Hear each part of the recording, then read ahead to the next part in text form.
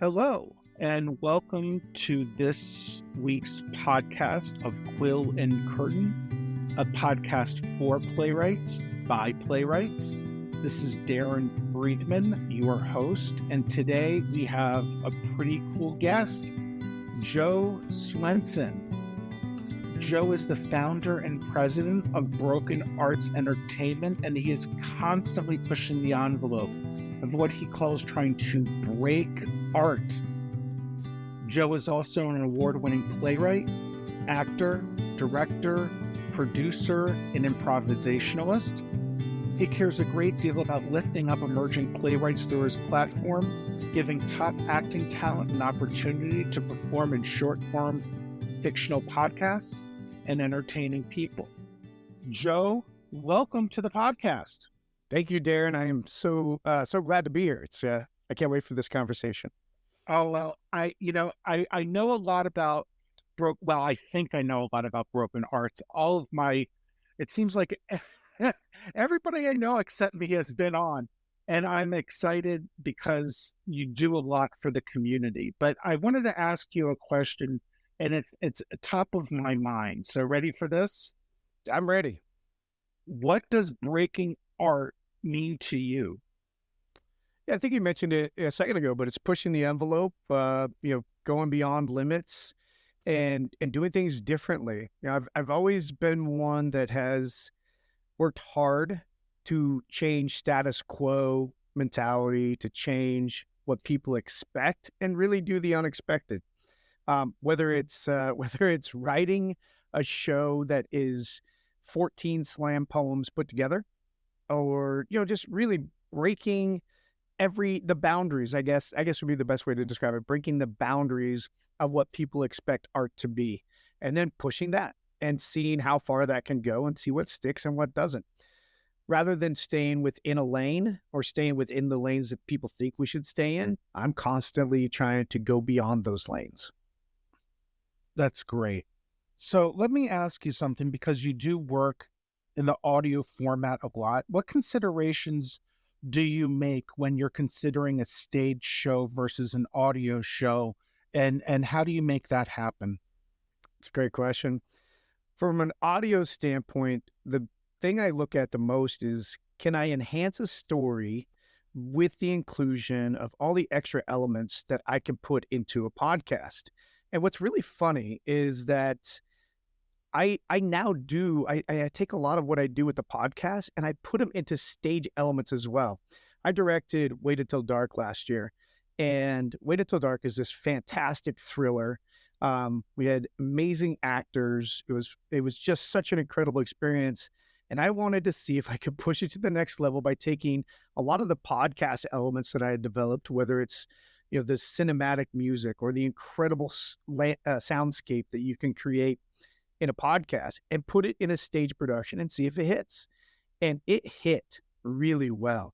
From a technical standpoint, I really pushed the envelope of our technical director and our soundscape engineer, but they loved it. They loved every aspect of it, and it came off so amazing.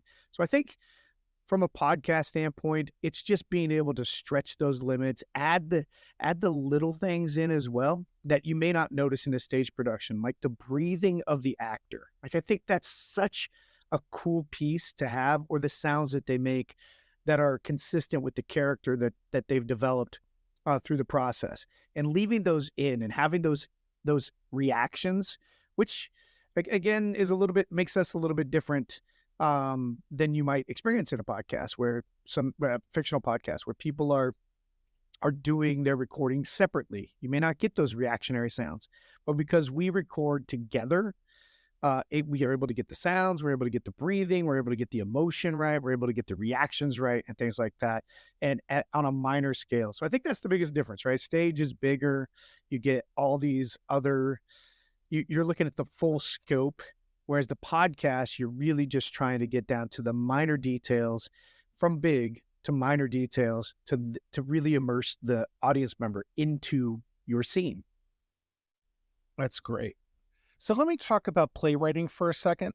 Where did you believe your journey started with it? And what kind of importance do you do so many different things? What kind of importance do you put the playwriting aspect of what you do versus everything else? And how did you begin that journey? So I didn't start playwriting. The first play I wrote, well, I had to let's go way back. Let's go in the Wayback Machine for a second. The first play I wrote was a Paddington Bear knockoff when I was in like third or fourth grade. And I didn't know at the time that I was telling this story, but it was the escape of Paddington Bear, which in that situation, I felt like Paddington Bear represented me. But I didn't know why it represented me, or the um, or the impact that that would have really on who I was at the time as a kid. So then I would dabble, like I was nothing significant, but we had to write our own scripts as part of this acting ensemble called Sixth Period Acting Ensemble my senior year in high school. We traveled everywhere. We're all around I'm from Seattle originally, all around the Seattle area, performing at schools and things like that. We traveled to other countries. It was an incredible amount of awesome stuff, but we had to build our own plays. And even then I was kind of lost on how to do it. I mean, I know how to make characters interesting. I knew how to, devise a plot line and try to stick with the plot line, but I just never knew how to really like end things. So then I took this playwriting class in 2017. And I know that sounds pretty recent because it was 7 years ago. I took this playwriting class and I was taught that, well, and we were taught a bunch of different methods, but one stuck with me, and that was start with the end in mind, which was great because then I went back because I was writing a novel at the time called Letter Number 3. And I went back and redid that entire novel right before we were publishing it and started with the end in mind instead. And then I wrote some plays. And it was like, I don't really know what I'm doing, but I know where I want to get to with this play. So then fast forward again to 2019, and I was part of this, there's this really cool playwriting group called Crowbait. And it's the full name is Crowbait Theater Deathmatch.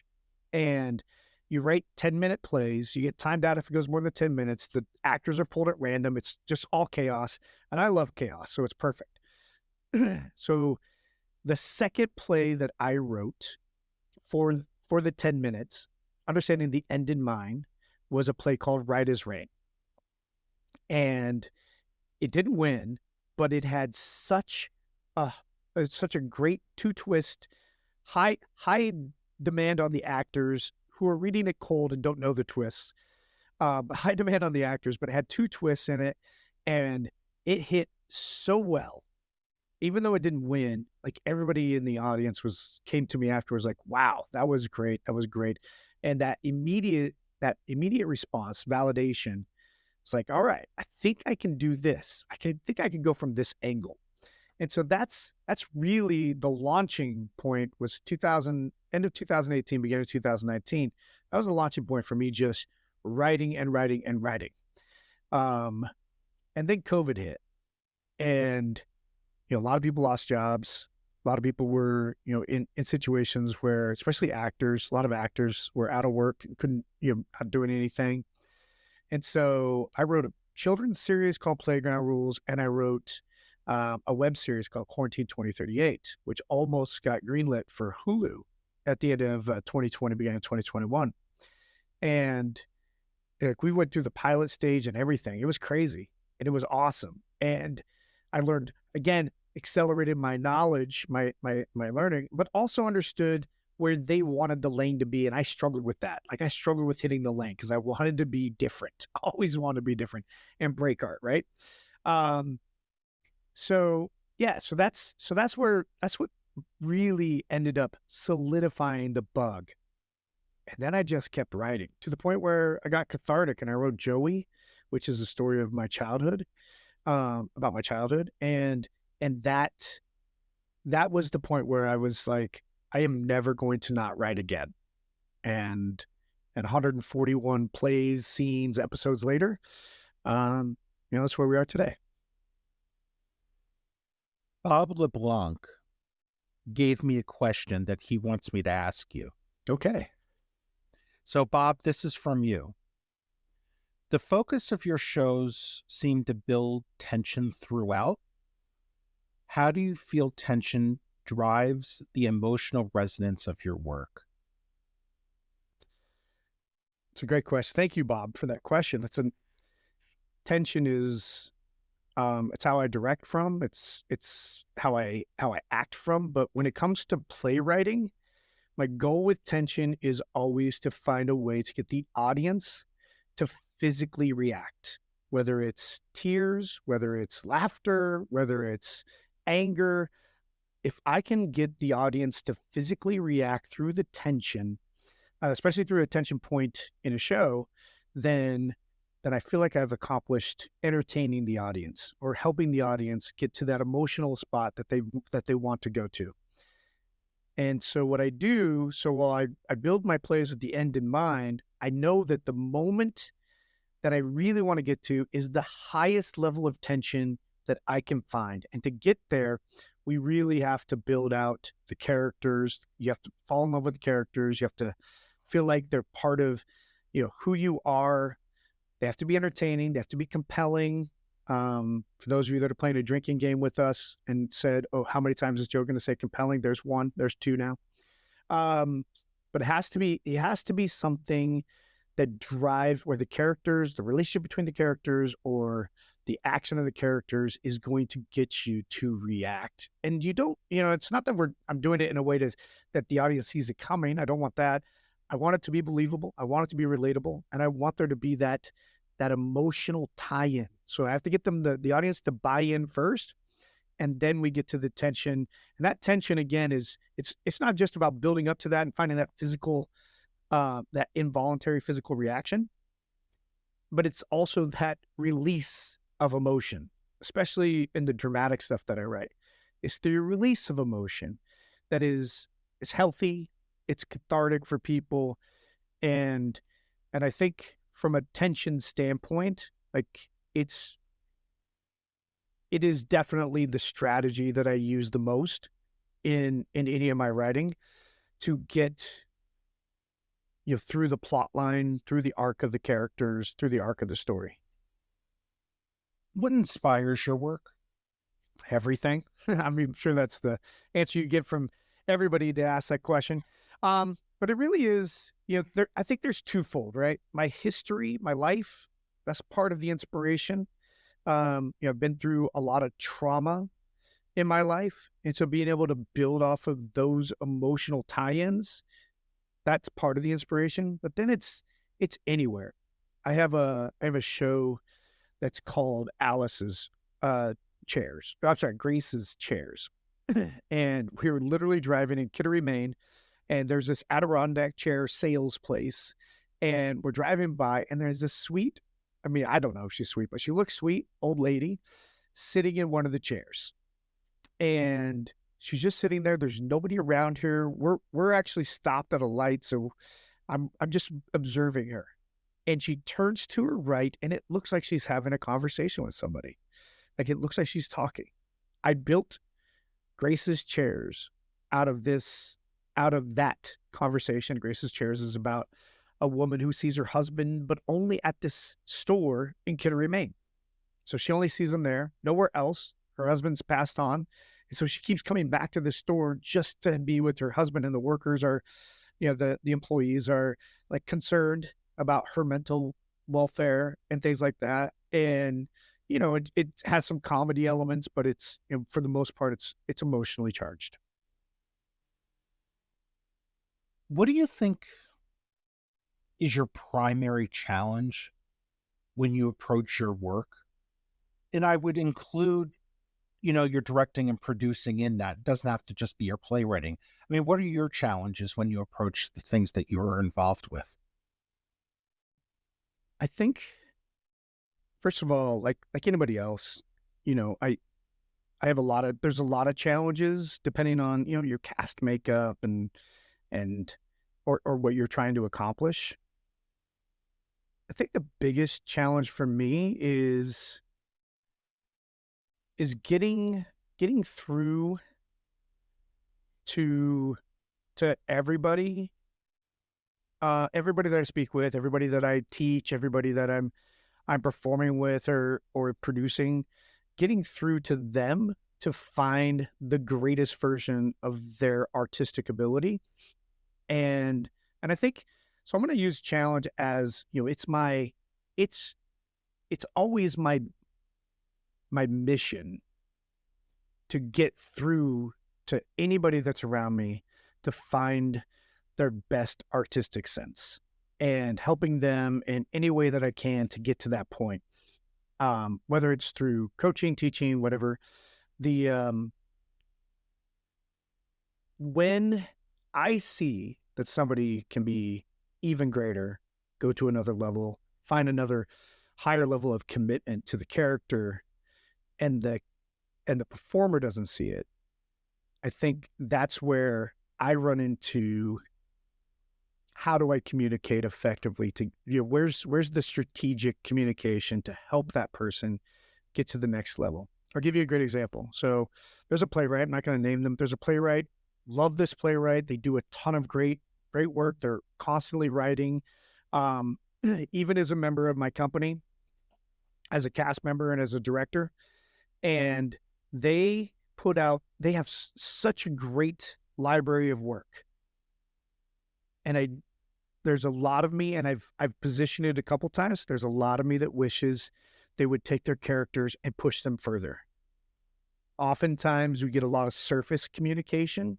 And so I see that and I want to inspire them. So I think the biggest challenge for me is understanding the balance between how do I help them, even if they don't see that they need help, how do I push that? Where do I get them to go?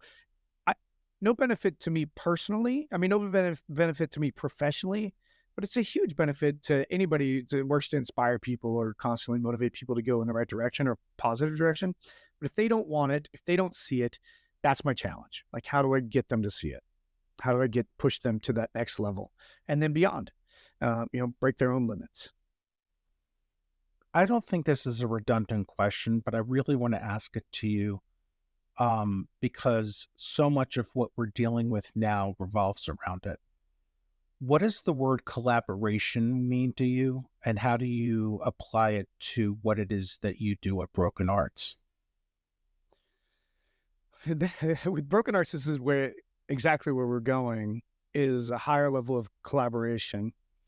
And I think it's to break it down into a simplest form, it's really just working with as many people as you possibly can to figure out a model or strategy that makes your art greater. So I think on the simplest side, that's where that is. And that's not just my art, it's everybody's art, everybody that we're working with. We've added another element of leadership into our model where we have producers. So we have directors already. We have 9 wonderful directors, and we've added 6 producers who are also going to lend their expertise as well to our model to help in a collaboration. And then I'm there on the backside helping everybody out to see see where we can go. So I think as far as like with what I'm doing with Broken Arts, that's what collaboration is. But if we were to look at it from a more holistic standpoint, I mean, collaboration is the opportunity to experience and network somebody else's eyes, somebody else's heart, and have that moment where you are as a team working together to build something that means something to both of you. And a great example is Dana Hall and David Lipschutz and their show Ahava, which you can tell that these two, Dana and David, absolutely loved that collaborative event because they came up with something so fantastic. Short show, but so fantastic, so beautiful. And in that show, which is Ahava is Hebrew for love, in that show, you have 2 different worlds that have come together kind of in celebration, but also in concern, and it truly created something amazing. And while from a writer standpoint, I haven't really collaborated with anybody on that level. I've done a lot of I've given a lot of advice, but I haven't done a full collaboration like that. And I think that that would be awesome to do. But I also think that the other side of collaboration is being curious and asking questions and not making statements. So however the work is going. So when I collaborate with my actors on a podcast, for example, I'll ask questions. I want them to feel like they're part of the process, part of the character build. And the way to do that is by asking questions and being curious about, what they are going to, what they want to accomplish. And it helps also teach them more skills in acting if they're learning it themselves, or if they're learning it through the questions that I'm asking, so to speak. So that's that's the other side of collaboration. But I really do want to collaborate with somebody on a written piece. I think that would be fun, amazing, and a great opportunity to network and see somebody else's heart, really see where their heart is. I love that show, by the way. Oh, thank you. Yeah. Dana's and David's piece. I mean, it's about 10 minutes long, but it's really fabulous. It is. So it is. let me ask you, and I'm sitting here, I'm debating with myself, should I ask you this in perspective of Broken Arts? Should I ask you this in perspective of your personal work? But I'm going to ask you both to answer from both perspectives, okay? What themes do you think most resonate with your work from Broken Arts and then your own personal work? I think there's a lot of crossover between the two. It's funny. I was talking to Hannah Lee DeFreitas, who's one of our producers, also a tremendous actress and writer as well. And we were talking about A Voice from the Void, which is a show by Randy Hunt. And she goes, this is perfect. This fits exactly what Broken Arts is. And in that conversation, I realized that what Broken Arts is really what Joe Swenson is as a writer. And it's shows that have tension in it, shows that have twists to it, shows that are designed to create an aha moment potentially, but also, again, like I said earlier, create that involuntary physical reaction, whether it's a tear or a laugh or a, even a sigh. I'll take any kind of involuntary physical reaction. But it really resonates that way. Now, if you were to look at the genre build that I have personally, in my genre, 85% of the shows that I write are heavy shows dealing with very serious things.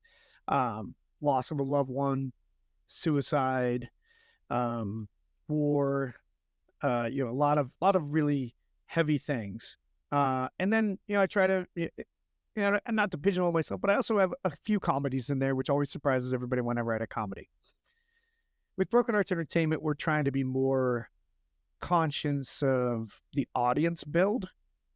And we're still, I would say, because we're relatively new to the audio fiction podcast space, we're still building what our audience should look like, what our demographic should look like. If you look at our YouTube analytics or our Spotify analytics, it says that 65% male, middle age, between 35 and 65 years old, right? And so one of the things that I look to with our team, especially with Hannah and Laura Hogan, who is also a wonderful actress as well, and one of our producers, they're our marketing team. And I look to try to broaden that demographic to where I think, we need it, where we need it to be. And understanding that I think a lot of that is me letting go of that really thick line between the work that I do and the work that Broken Arts does, and being willing to let it go as long as we stick with the pillars of where we are, which is hard to do. When it's your baby, you like, I'm not ready to let you go completely into other people's hands, but I am also ready and trust, the people that I've surrounded myself with.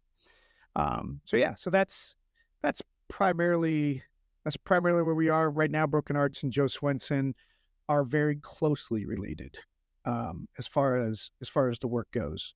Dramatic, tension builds throughout, get you to ask questions, get you to think, type shows.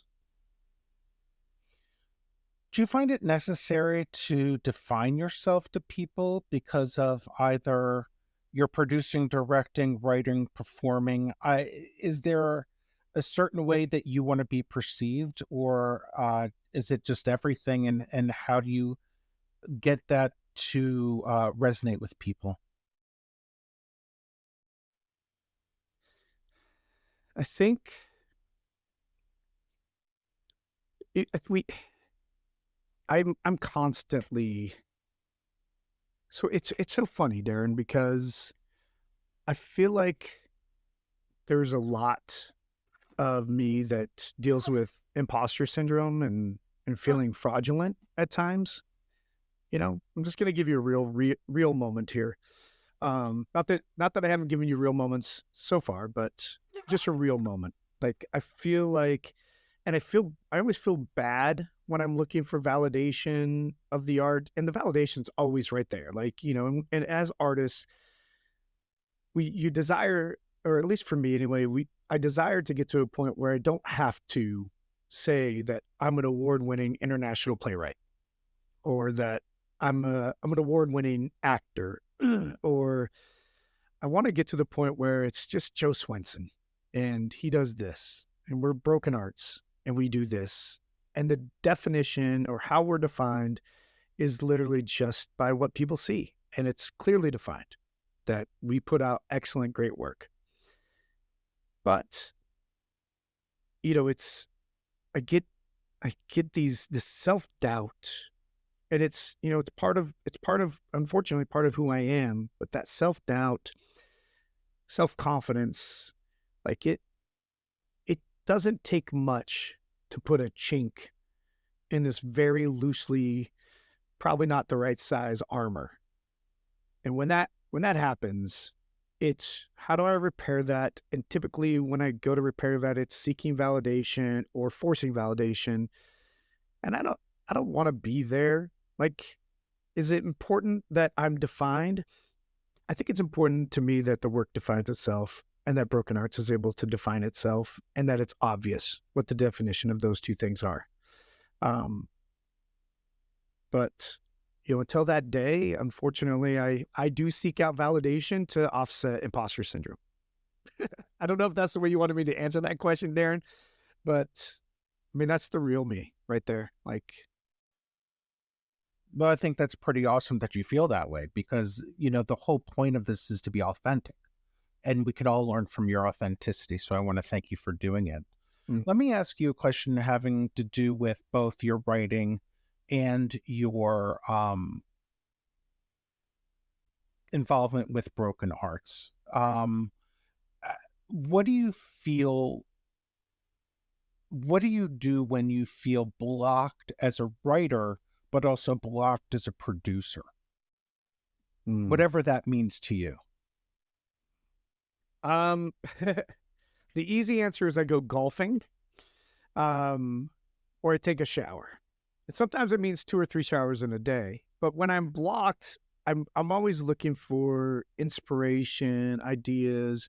And it's funny because, like, if I get in the shower and I start listening to some music that really helps me generate creative juices or creative motivation, I usually come out of that shower and immediately go down to my office/studio and start working.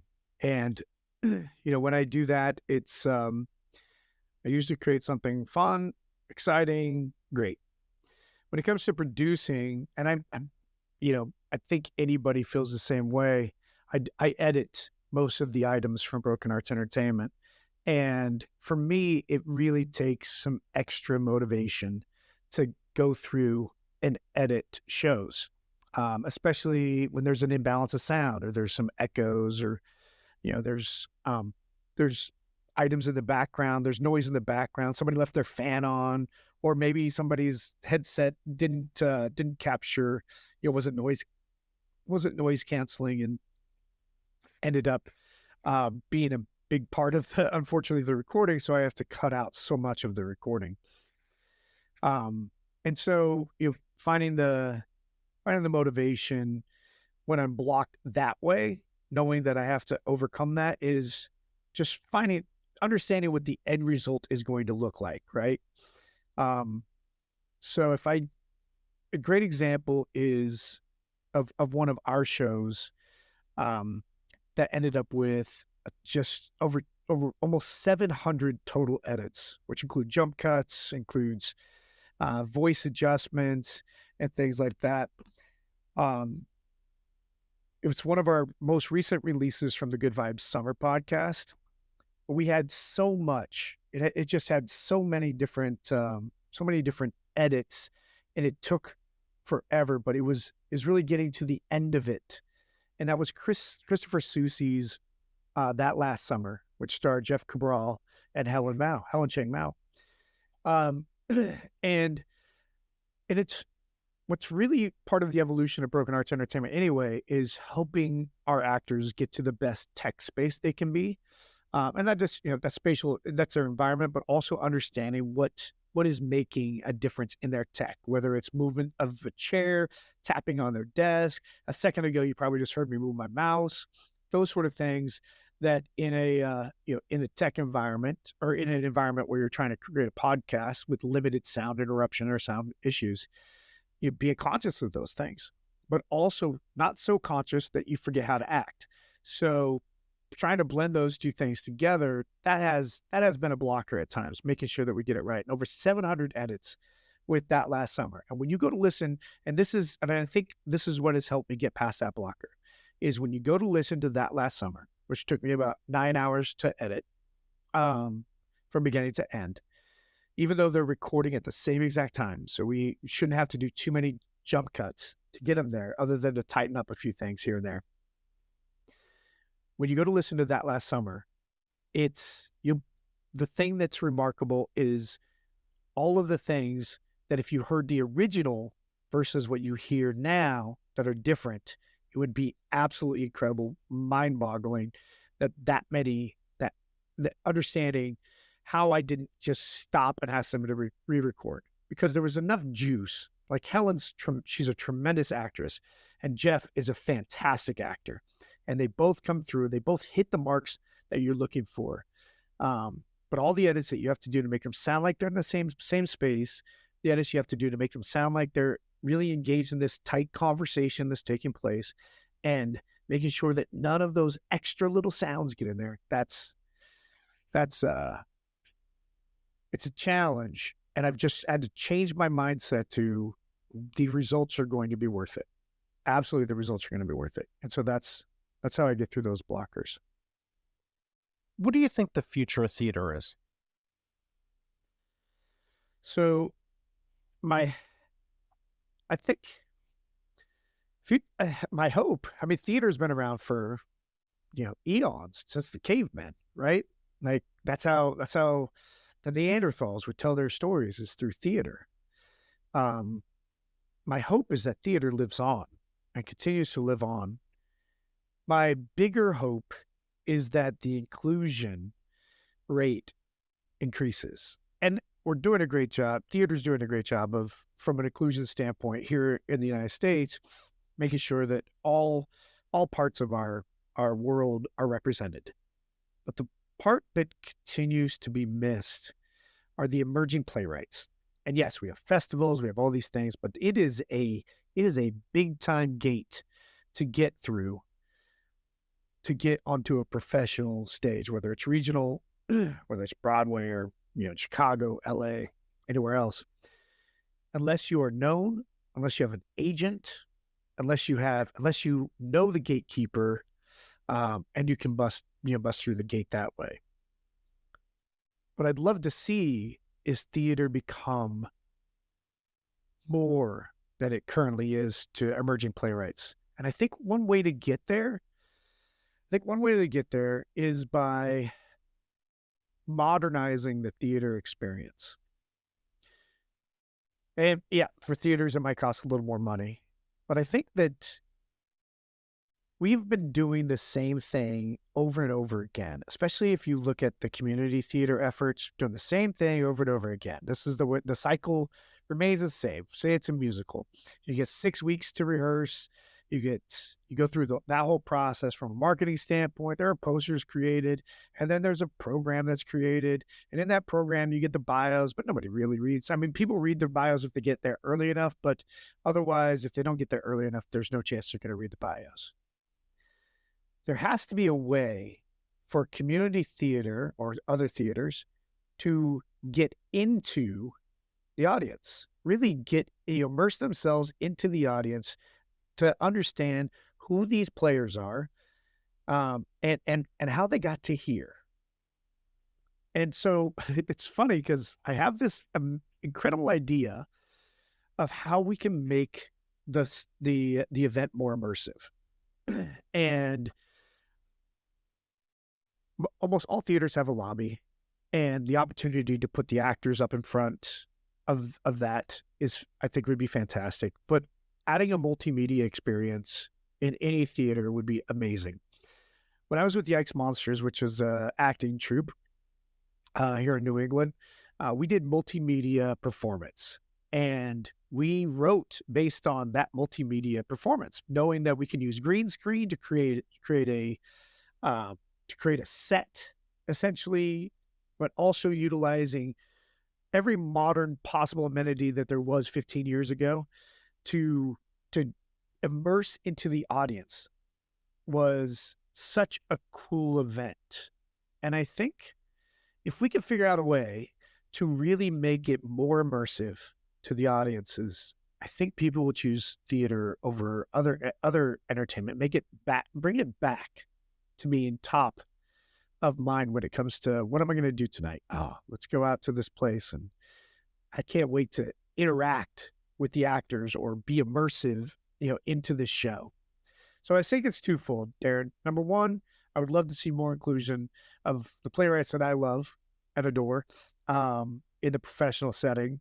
Get rid of the gatekeepers and really truly do what we do at Broken Arts Entertainment, which we do a 100% blind, and the work speaks for itself, but it's 100% blind. Each of our anthologies are 100% blind all the way through till selection. And we do that because we want the work to speak for itself. And it's funny because we had 250 submissions in our last submission, which is for the future, narrowed it down to 15 shows. And of those 15 shows, we have 3 repeat writers. How crazy is that? Like that's again, the work speaks for itself. And if you're a great writer, then you should be included with other great writers, professionally. But the second piece is we need to modernize theater. Theater has to continue to evolve. If we go back to the Neanderthal times, you're looking at, very minimal set, very minimal, probably conversations, and you're just telling a lot of stories with grunts. So where are we now versus where were we 150 years ago at theater? Not much has changed. Maybe better tech, better sound, that sort of thing. But we need to create more immersive situations with theater. Okay. You've been fantastic. You've been great. I've loved this conversation. I don't know if you know the question that's coming up, because I ask everyone the same question. I'm ready. What is your favorite rejection story? So my favorite rejection story, well, it's any rejection that leads me to going back to the work eventually and working the work. So working the work. Center Stage in South Carolina, they had, I have a show called The Final Out. It's a semifinalist. It's been semifinalist for a couple of different places, but Center Stage, deep in the heart of South Carolina, came back and said, we need your lead character, to be a little more gay. And I didn't know how to take that. Like, I didn't know where to go with that or how to figure that out, because The Final Out is about a show where Teddy Lou Chesney is an alpha male star baseball player who inadvertently figures out, or understands this hole that he's had in his life is because he's homosexual. And where to go, and the persona that he has to still present because he is a well-known athlete in a world where Major League Baseball is basically, well, and still in American sports, you do not have homosexual athletes that are stars. You've had some that have come out and some but they've mostly been fringe. We've never had a star athlete. And this is the story of a star athlete who's struggling with the idea that he might have to come out. And it goes through all this stuff. And Center Stage told me that he wasn't gay enough.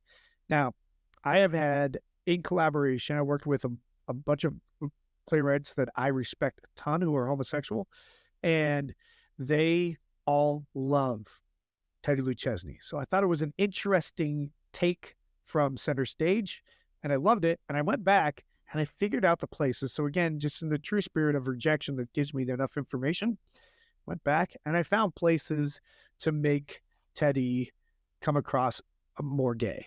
So that's, I would say that's my favorite rejection. And any rejection that gives me anything that I can improve on, I will take it. That's great. That's a great story. All right. Well, this has been Joe Swenson. He's amazing from Broken Arts Entertainment. Google it, look it up. You can find him on NPX. He's amazing. As always, today's podcast was brought to you by Point Park University's Master of Fine Arts in Writing for Stage and Screen. I got my MFA there. It's something that I hope you'll consider doing. Joe, thank you so much for joining us today. Thank you, Darren. Thank you so much for having me. I really appreciate you. Yeah, thank you. Absolutely. Thank you, everybody, and see you next time.